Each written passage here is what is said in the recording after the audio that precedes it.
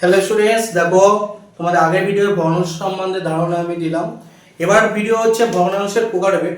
দেখো ভগ্নাংশকে কয় ভাগে ভাগ করবো আগে আমরা জানি।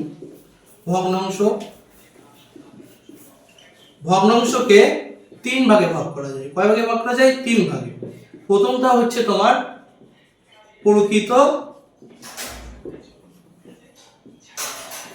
ভগ্নাংশ, দ্বিতীয়টা হচ্ছে অপ্রকৃত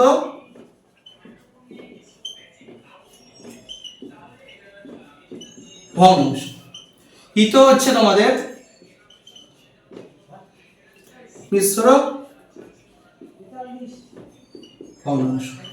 দেখো তাহলে প্রকৃত ভগ্নাংশ উদাহরণ আমার জানতে হবে। প্রকৃত ভগ্নাংশ উদাহরণ হচ্ছে নিচে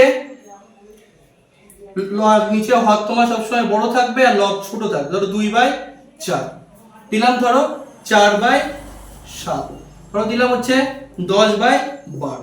মানে প্রকৃত ভগ্নাংশ হচ্ছে উপরে ছোট নিচে বড়, মানে উপরে হচ্ছে লব সবসময় ছোট থাকবে, হর সবসময় বড়।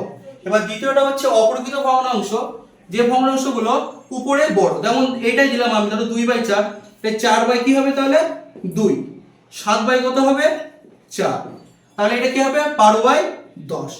মানে হচ্ছে উপরে থাকবে বড় নিচে থাকবে ছোট, মানে উপরে হচ্ছে লব থাকবে বড় হর থাকবে ছোট। আর মিশ্র ভগ্নাংশ হচ্ছে যে ভগ্নাংশগুলো পূর্ণ আকারে লেখা যায়, যেমন কি 1/1 2 হতে পারে, 3/3 5 হতে পারে, 6/4 8 হতে পারে।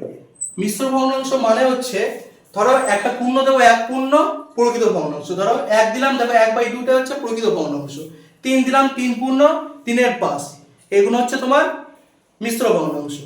Thank you.